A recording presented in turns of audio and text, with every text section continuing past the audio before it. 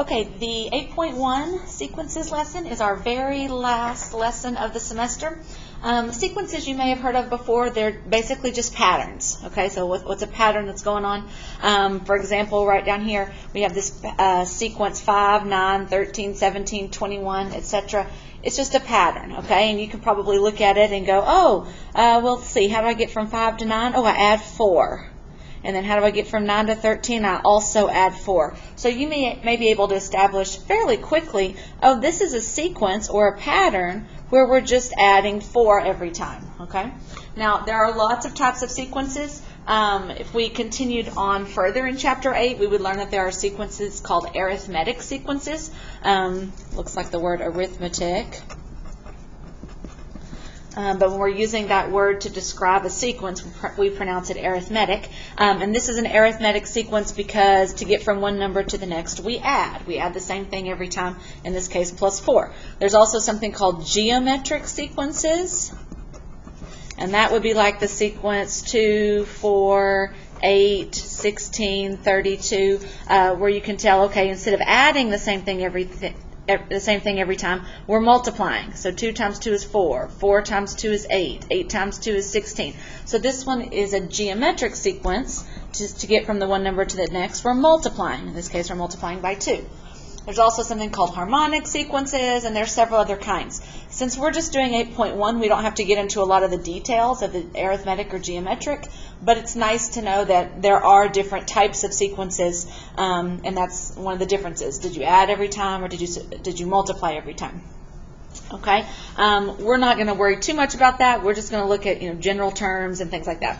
Okay, so a sequence is a function whose domain is the set of positive integers. Okay, so for instance, 1, 2, 3. So in other words, the first term in this sequence was 2. The second term in this sequence was 4. The third term in this sequence was 8.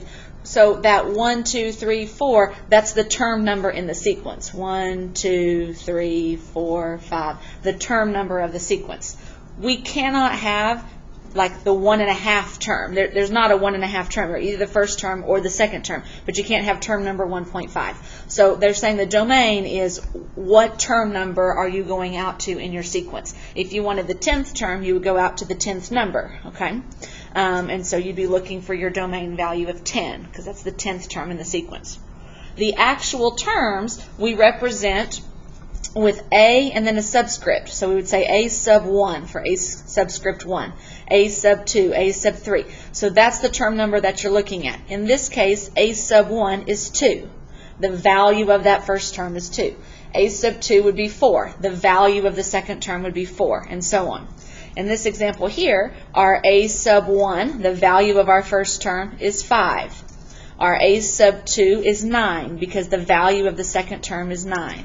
Our A sub 3 equals 13 because the value of the third term is 13, etc. Okay? All right, so the nth term, or the general term, is denoted by A sub n. That would mean, hey, the nth term in this sequence is whatever number. Now, because we don't know what n is, we can't find that particular term. So, for instance, if we just wanted the 5th term, oh, well, A sub 5 is 21 because 21 is the 5th term in that sequence. But if we're not going to specify what n is, then we can't say what the value of that term is. We don't know if we want the 10th term or 20th term or 1000th term or whatever. Okay? So we can come up with a little formula that people could use to find the nth term if they just decided what they wanted n to be. So my recommendation is to look and see, first of all, if it's one of these arithmetic. Is it something where they're adding every time? And in this case it is. They're adding 4 every single time. So if you notice that they're adding the same thing every time, put that number first and then your n. Okay? So in other words, I keep adding 4 over and over and over. So if I wanted to go way out in the sequence, I'd probably have to multiply 4 by some number to travel however far out I'm trying to go. Okay, and then I check it. I say, well, 4 times 1 is 4, but my first number was not 4, it was 5. 4 times 2 is 8, but my second number was not 8, it's 9. 4 times 3 is 12, but my third number was not 12, it's 13. But I noticed something. I noticed that every time I multiply whatever term number I'm interested in by 4, I'm always off by 1. I got 4 instead of 5. I got 8 instead of 9. I got 12 instead of 13. I was always off by 1. So I bet if I add 1 to that total, it'll work out. So let's check it. If I wanted a sub 1, the value of the first term, I could do 4 times 1 and add 1. Let's see if that makes the number 5 like we're supposed to have. Oh yeah, 4 times 1 is 4, plus 1 makes 5.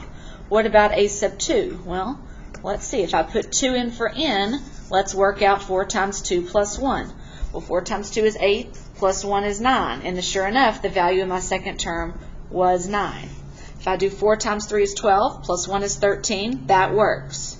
4 times 4 is 16, plus 1 is 17. Yep, that works. My fourth term, my a sub 4, was 17. Okay, so that seems to be working. Now, sometimes, we'll see one later on, you're not going to get such an obvious pattern. You're not going to go, oh, it's adding 5 every time or 2 every time. And so we have to do a little more thinking about it. But I always check for that first, because if they're adding the same thing every time, that's going to be my format for how I find the general term. Remember, a sub n is your general term, a formula that you could use to find a particular term that you wanted. So now if they said, hey, what's the 20th term, I don't have to keep working this out. I don't have to find the 6th and the 7th and the 8th and the 9th. I can just go straight to the 20th. I can say, oh, the 20th term, it'll be 4 times 20 plus 1. 4 times 20 is 80, plus 1 is 81. So I know that the 20th term in that sequence is going to be the number 81, but I didn't have to work it all the way out to the 20th term to find it. Okay? Sequences are functions, but remember that if you were to make a graph, so for instance, if I went to the first term, 1, and my first value was 5, I could put a dot. When x was 2, my second number was 9. When my third number, 3, I went up to 13. And so I could have my dots here, but we would not connect the dots. Because if you connected the dots, then you're implying, oh, there's a 1.5 term. And there's not. We always have to have a whole number for, a sub 1, a sub 2. You can't have a sub 3.4. It has to be either 3 or 4. You can't have a decimal. And so they are functions, but if you were to graph it, you cannot connect the dots. Okay? All right. Infinite sequences are sequences that go on forever. Finite sequences have only a specific number of elements. They have a stopping point. Okay? So this one right here was infinite. This little dot, dot, dot tells me this sequence goes on forever. This one up here where I just went to 32, that would be finite because it stopped at the number 32. It did not have a dot, dot, dot to indicate that it kept on going. Okay? Problem number 1 here, they want to know the first 5 terms of this sequence. So notice they're giving us the general term and asking us to find the first 5 terms. So if I want a sub 1, that would be the first term in my sequence, I plug in a 1. So I'd have 1 squared plus 1. 1 squared is 1, plus 1 more is 2. So the value of my first term is 2. So I'm going to do this. I'm going to label, hey, a sub 1, a sub 2, a sub 3, a sub 4, a sub 5. So I know the first term in this sequence is the number 2. My second term, a sub 2, would be 2 squared plus 1. I'm just replacing n with the number 2. 2 squared is 4, plus 1 is 5. So my second term in that sequence would be 5. Third term, a sub 3. 3 squared plus 1. 3 squared is 9, plus 1 more is 10. So my third term is 10, and so on. Certainly I could use my calculator. In fact, I could do that for my fourth term. My fourth term would be 4 squared plus 1. Make sure you arrow out of your exponent before you type your plus 1. Fourth term is 17. Fifth term would be 5 squared plus 1, so 26. Okay, so you can do it by hand or with your calculator. Then notice they also want our 10th term. So instead of having to find the 6th, 7th, 8th, 9th, etc., we can just go straight to the 10th by saying, oh, that's going to be 10 squared plus 1. 10 squared is 100, plus 1 is 101. So my 10th term would be 101. Number 2, same idea. They want the first 5 terms of this. Okay. Now this one looks really messy, but notice a little trick is going to end up happening with this little -1 business at the front. Okay. A sub 1 is -1 to the, there's another n, so 1 plus 1 times 5 to the n, and n is 1 if we're looking at our first term. Okay, well, I better work out this little exponent here. 1 plus 1 is 2, so I'm going to have -1 squared times 5 times 1. Well, 5 times 1 is just 5. But negative 1 squared, notice that negative 1 is in parentheses. So that means negative 1 times negative 1, which is going to be a positive 1. So that's going to work out to be a 5. And certainly this one might be worth it to check in your calculator. Negative 1 to the 1 plus 1, arrow out of the exponent, and then I can say times 5 times 1. And sure enough, that works out to be 5. When I plug in 2, I'll have negative 1 to the 2 plus 1 times 5 times 2. Well, 5 times 2 is going to be 10. That's not so bad. Over here, I'm going to have negative 1 raised to the 2 plus 1, which is 3. Now, what happens when you have a negative 1 raised to the third? Well, it's in parentheses. So that really means negative 1 times another negative 1, which is negative 1. Or you could type it in this way. Negative 1 to the third is negative 1. So this is going to work out to be a negative 1 times 10, which is negative 10. Keep going here, and I plug in my 3 to get my third number. Negative 1 to the 3 plus 1 times 5 times 3. Well, 5 times 3 is 15. And I'm going to have negative 1 to the fourth. Now, hopefully you remember a little pattern that emerges. If you have a negative number raised to an even exponent, it's going to work out positive. But if you have a negative number raised to an odd exponent, that works out negative. Here we had 3 little negatives multiplied together, that comes out negative. Here we've got 4 little negatives multiplied together, that's going to come out positive. So positive 1 times 15 is going to be a positive 15. And sure enough, I can verify that in my calculator.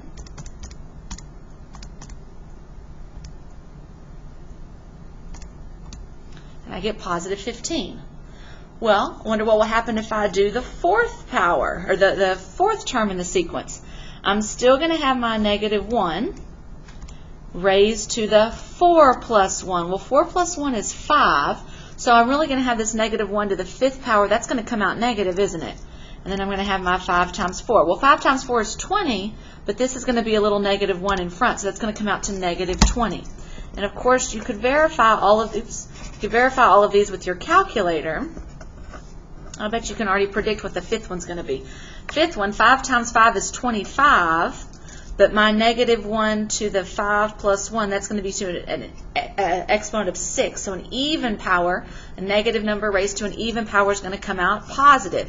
So my fifth term is going to be a positive 25. So if I make a list here, my values went from 5 to negative 10, positive 15, negative 20, positive 25. So if you really watch, there's kind of a pattern here. Notice that when my term number is odd, 1, 3, 5, my values came out positive.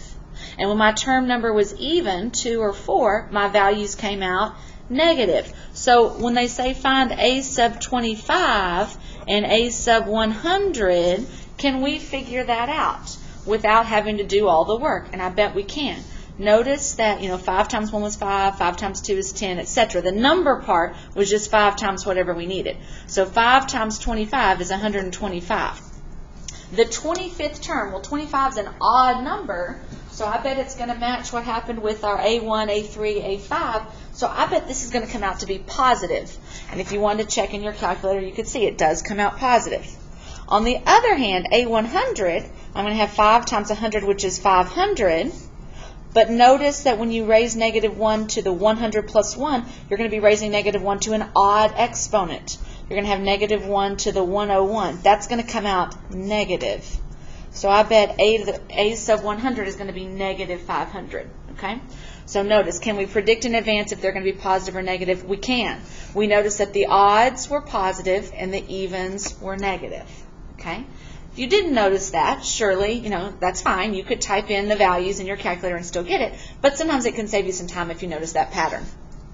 Okay, the type of sequence we have here is what we call an alternating sequence because the signs alternated from positive to negative.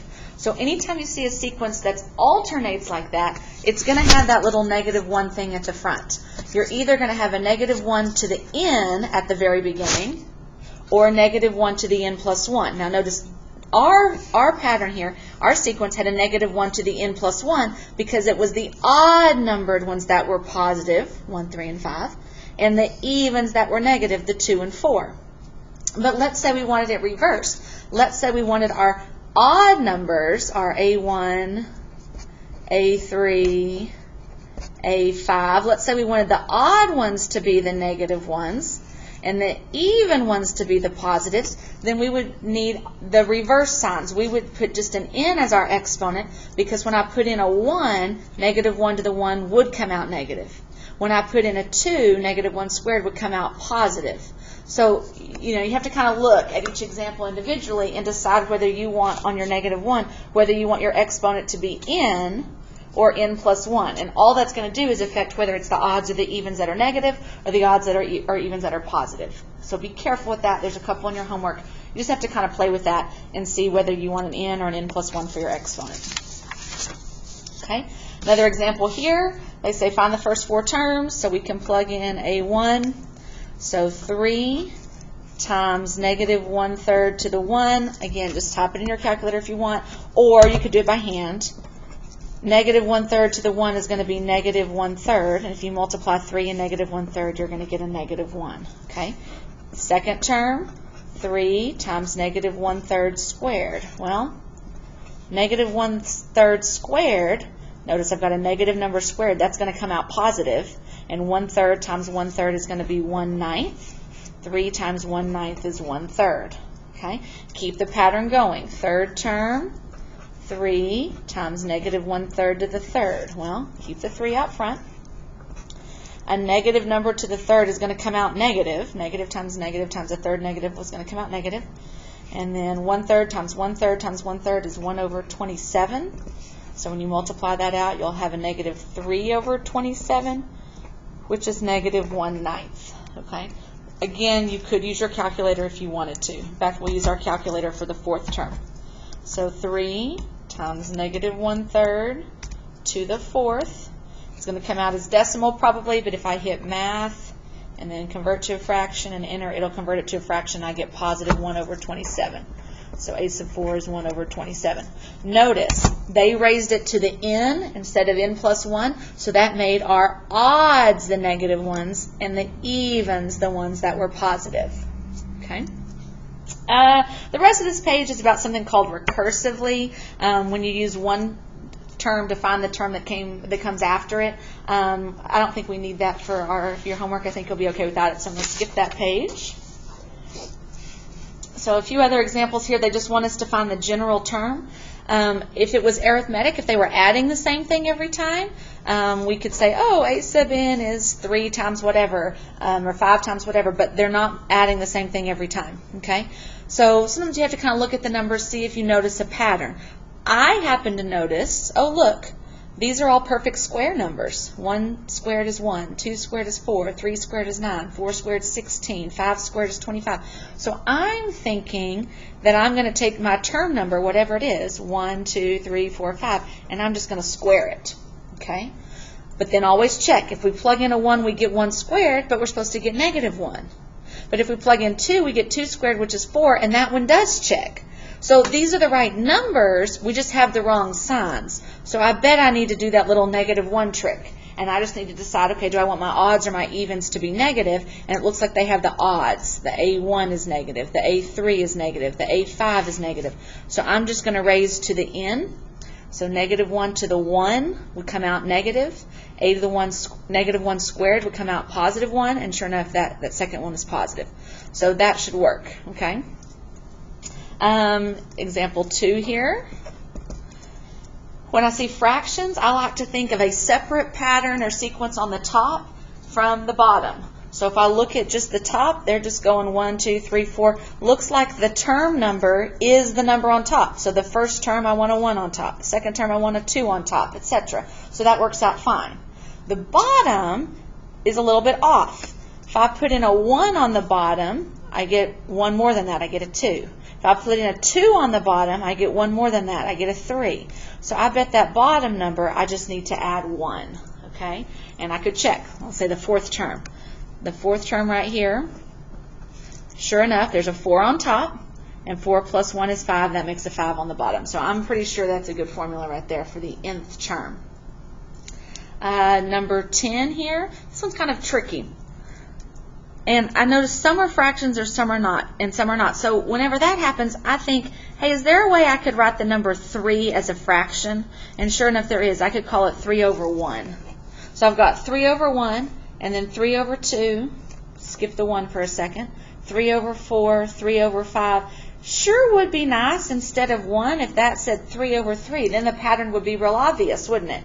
Oh, but 3 over 3 is 1. So the pattern they have going here really is 3 over 1, then 3 over 2, then 3 over 3, which is the number 1, 3 over 4, 3 over 5, etc. So now that I see that, it's a little more obvious.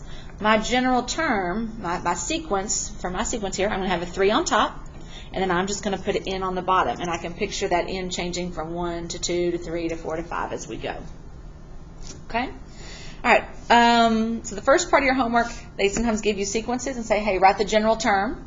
Or they may give you a general term and say, hey, find the first or find the fifth or find the 8th term in the sequence or whatever. Okay? All right, the next thing that will happen is sometimes when you have a sequence, they will ask you to sum up or add all the terms in your sequence. So, for instance, let's take this sequence right here, 1, 3, 5, 7. And notice it's got the dot, dot, dot, which indicates that it's infinite. But if we only consider the first 4 terms, 1, 3, 5, and 7, now even though it's infinite, by considering only the first 4, we're interested in a finite sequence, just the first 4. Well, we could add those up, 1 plus 3 is 4, 4 plus 5 is 9, 9 plus 7, is 16. So we can add those up by hand, okay? But 1, 3, 5, and 7 are not that big in numbers. But what if instead of the first 4 terms, I wanted the first 80 terms? I would not want to have to find all 80 terms and then add them up individually. So what they noticed was that if you can find the general term of a sequence, there's a little shortcut that you could maybe use. And now that we have our graphing calculators, the graphing calculators can add it up really fast for us once we have our general term. So first of all, see if you agree that 2i minus 1 matches this general term. Now notice they've used I instead of n. Okay, but let's think about just the general term here. This is one of those where we can say, oh, they're adding the same thing. It's plus 2 every time. And our little trick was to say, oh, 2 times n. Okay, well, 2 times 1 is 2, not 1. 2 times 2 is 4, not 3. 2 times 3 is 6, not 5. We're always 1 too high, aren't we? So I bet I could minus 1. So if I check that, 2 times 1 is 2, minus 1 is 1. That does check for the first time. Second term, 2 times 2 is 4, minus 1 is 3. That does check. Okay, so 2n minus 1 is the general term. Okay, so a couple of notation things here. This big, funny looking E right here is called a sigma. It's the Greek letter sigma. Usually we put little tails at the top and the bottom there. Okay, it's a Greek letter sigma. In math, the Greek letter sigma means add. Add them all up. So when we see this symbol, we go, oh, we're supposed to add up. What are we adding up? Well, we're adding up the terms in the sequence 2n minus 1. That's what we're adding up.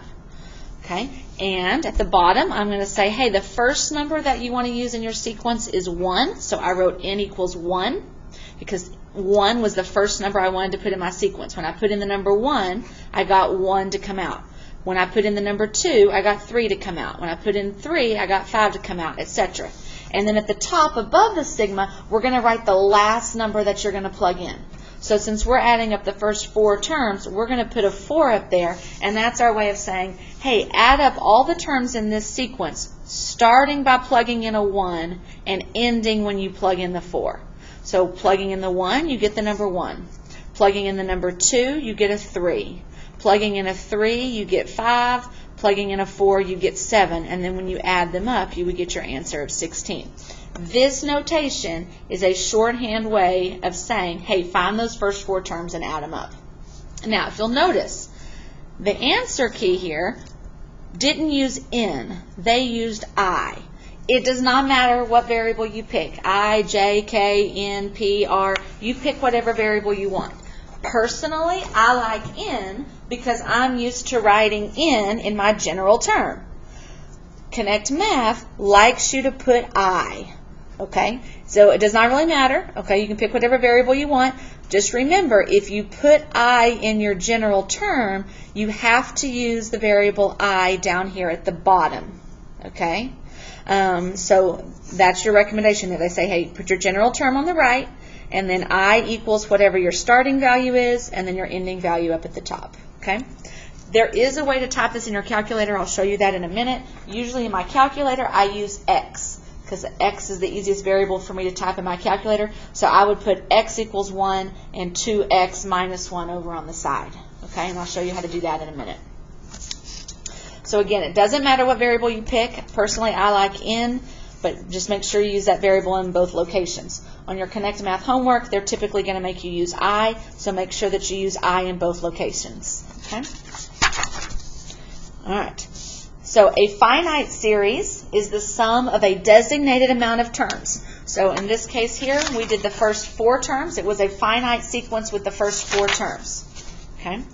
An infinite series is when you add an infinite number.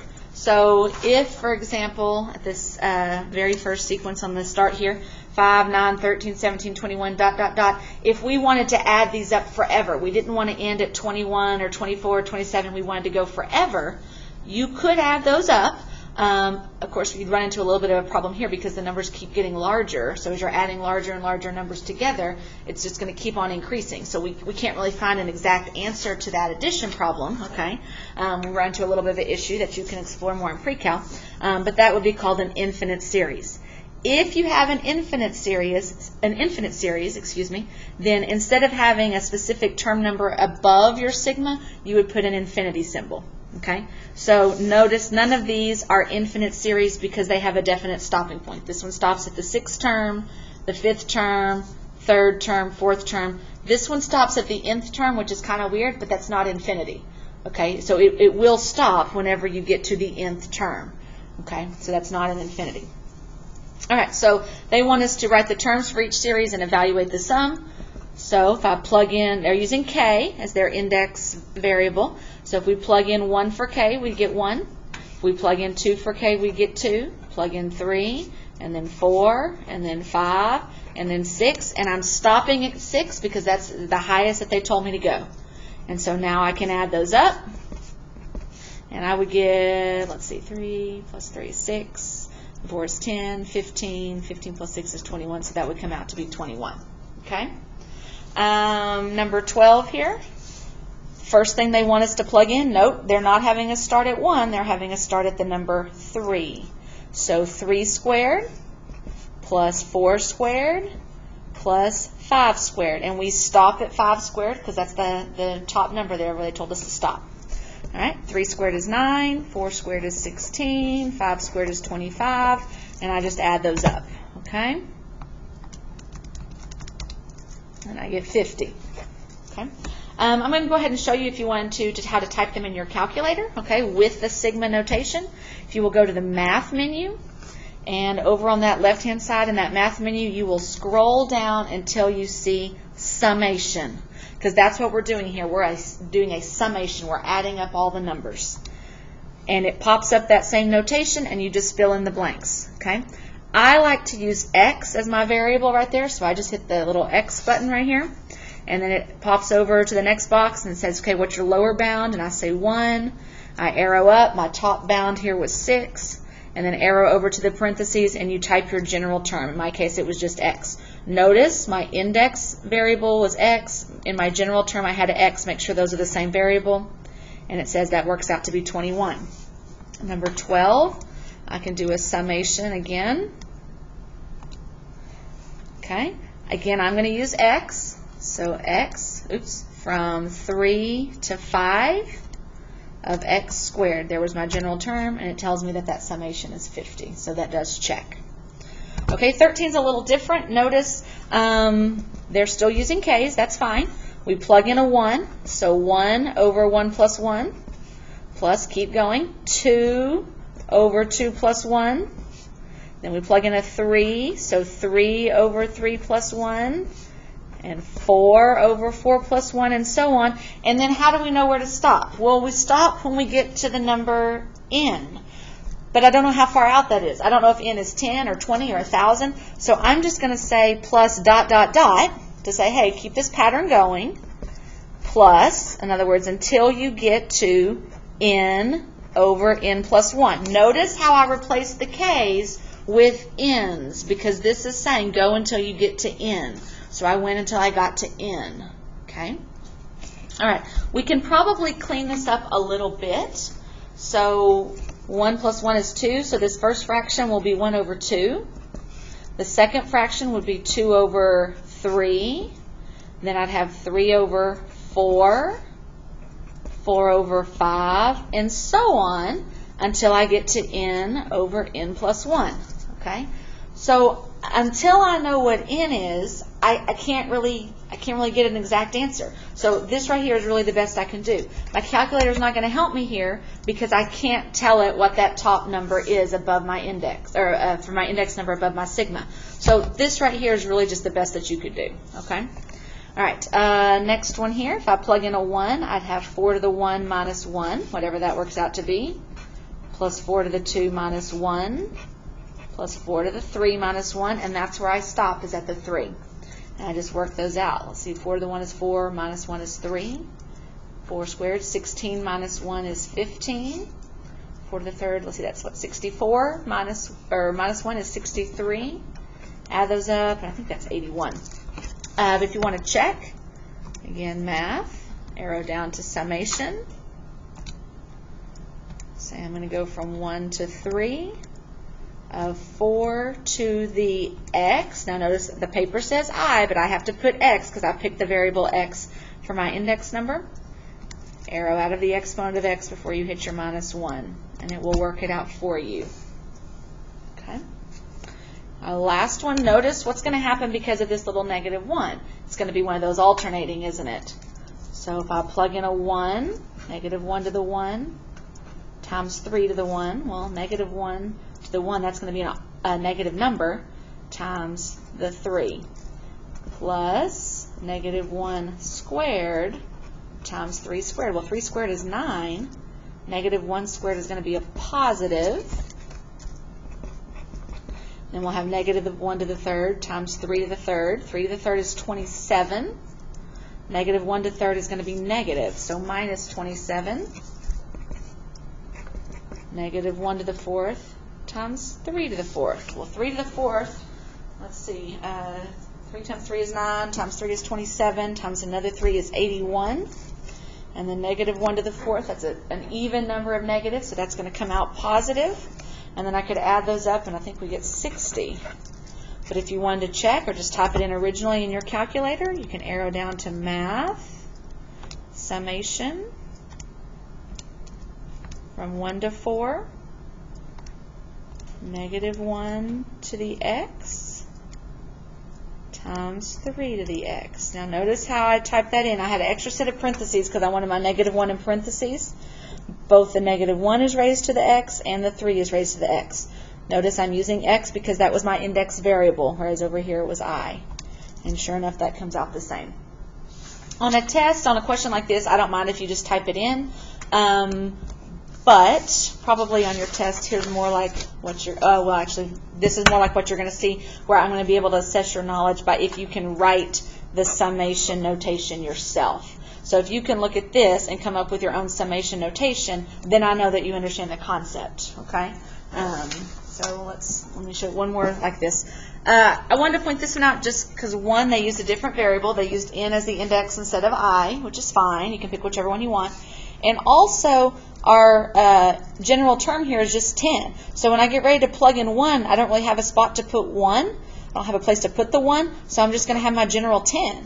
When I get ready to plug in my 2, I don't really have a spot for it, so it just comes out as 10.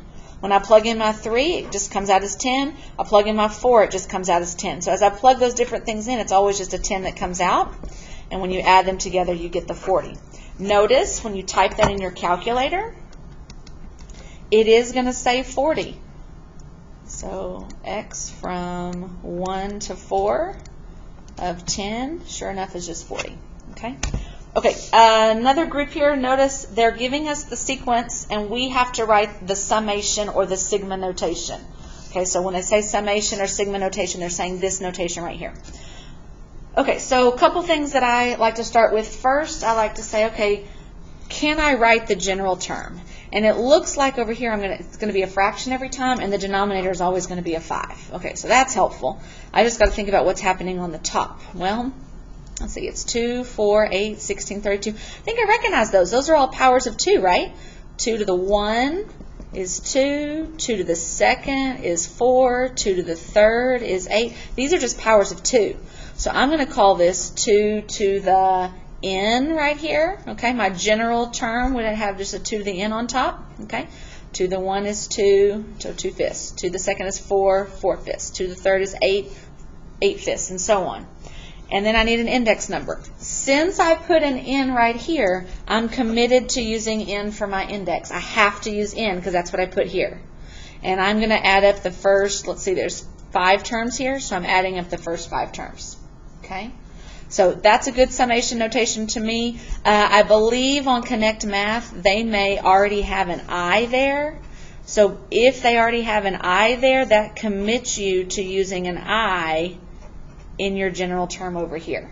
So it doesn't matter what variable you pick, you just have to be consistent, okay? And if they've already given you an I, make sure you use the I in your general term.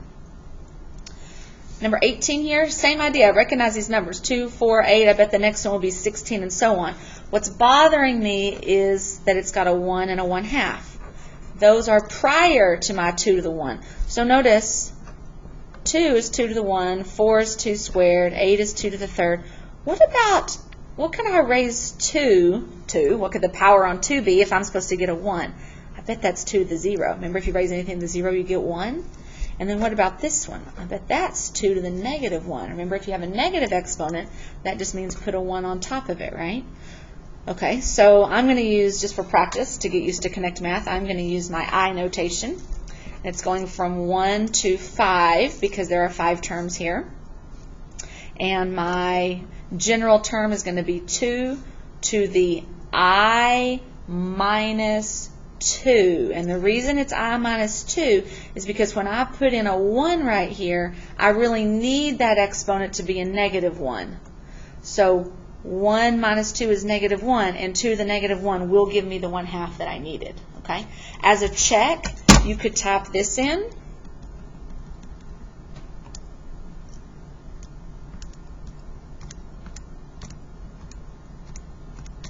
And it's going to give me the summation.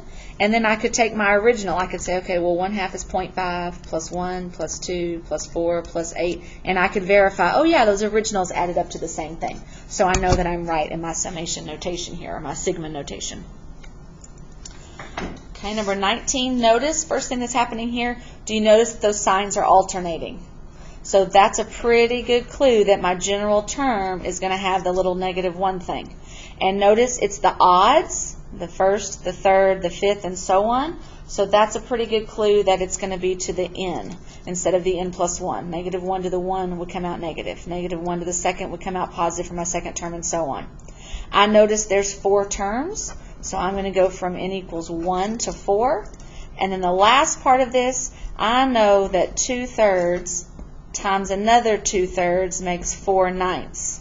And I know that 4/9 times another 2/3 would make 8/27. So I'm pretty sure they're just taking the number 2/3 and raising it to the n power. Okay? This is a good way to write that one. Since both parts, the negative 1 and the 2/3 are raised to the n, you could just call it negative 2/3 to the n. And just have this instead of your 2 parts. But either way is fine. Okay? Notice on number 20, same idea. In fact, starts out the same except for the reverse of which ones are positive and negative. Okay? So remember, when it's the odds that are positive and the evens that are negative, then that means our exponent, our negative 1, is going to be the n plus 1. Okay? Just reversed. When its odds are negative, it's the exponent is n. When the evens are negative, it's the n plus 1 for the exponent. Okay? And they're still multiplying 2/3. Okay? I've got my first term here, so I'm going to say I, look at this. I put n's, so that's committing me to using n for my variable. If I want to put an I here, I would have had to use an I up here. So it doesn't matter, you just got to be consistent, okay? And then how many terms do I have? Well, if I put in a 1, notice what happens. If I put in a 1, 1 plus 1 is 2, isn't it? Ooh. So, maybe instead of n plus 1, because that would be, let's see, 1 plus 1 is 2, negative 1 squared, that comes out positive, but that would be a 4/9 right here instead of a positive 2/3. So I'm going to use a little trick here. Did you notice how they've already given us the last term? Because that's dot, dot, dot, and then they've got another term. They don't really tell us how many terms to go. We know it's not infinite because they have something after the dot, dot, dot. But they don't, we need to know how many terms that is. And I betcha that it's going to be that 9 right there, isn't it?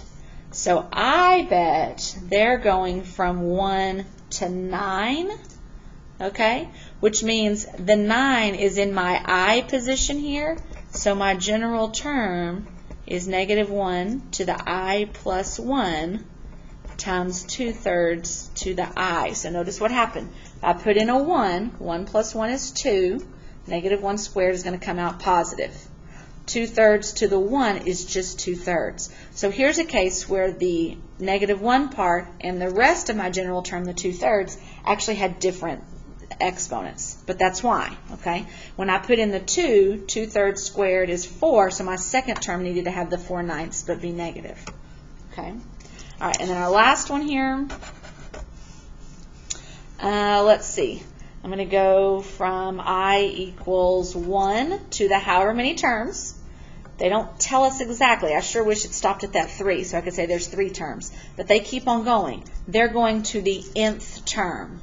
Now notice this is kind of weird because I've got an I and an N. I is my index number, but notice it stops at N. N is the last variable in my sequence, so N has to be the top index number, my upper bound there. And then my general term is just going to be the N over e to the nth.